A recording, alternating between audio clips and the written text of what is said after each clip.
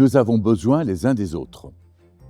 Il y a de nombreux textes dans la Bible qui nous présentent des histoires ou des situations où les humains sont en relation les uns avec les autres.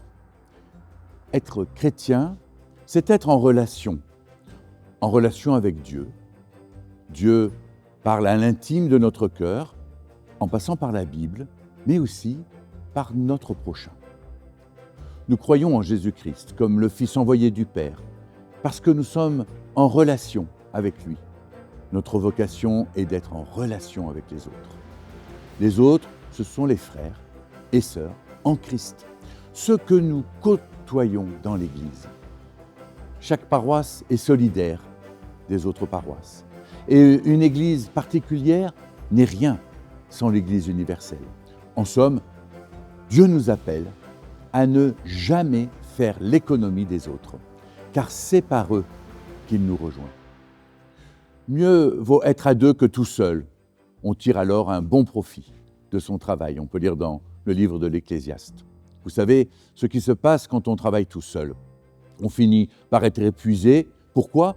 Parce que cette façon de faire n'a jamais été dans le plan de Dieu pour nous.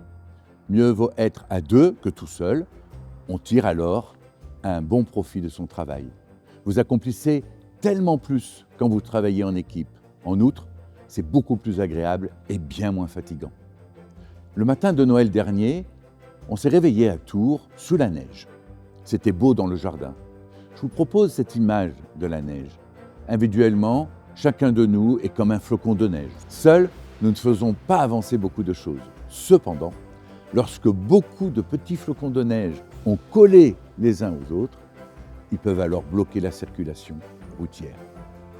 À l'image de ces flocons de neige, nous pouvons changer les choses, nous pouvons travailler ensemble, chacun accomplissant uniquement la part qui lui est échue.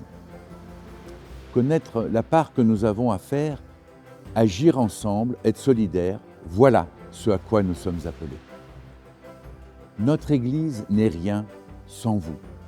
Vous, les paroissiens, les bénévoles, ceux qui s'engagent, ceux qui viennent au culte tout le dimanche, ceux qui donnent de l'argent.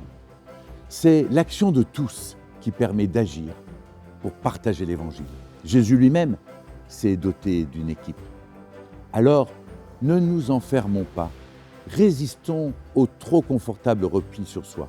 Malgré le contexte des grands bouleversements et de beaucoup d'incertitudes, parce que la vie, c'est expérimenter des choses, de rencontrer des gens, c'est la relation avec les autres. C'est bien de se le rappeler.